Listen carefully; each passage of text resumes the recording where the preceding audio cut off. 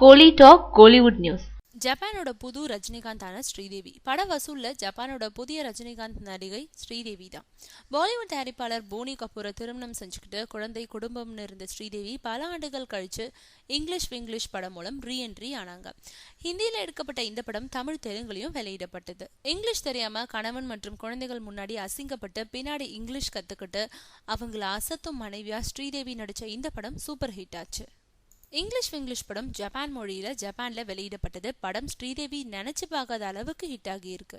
ஜப்பான்ல ஸ்ரீதேவியோட படம் ரிலீஸ் ஆன முதல் வாரத்துல மட்டும் 2,56,50,351 வசூல் செஞ்சிருக்கு. கடந்த 28ஆம் தேதி ஜப்பான்ல வெளியிடப்பட்ட இங்கிலீஷ் விங்கிலீஷ் 33 தியேட்டர்கள்ல ஓடுது.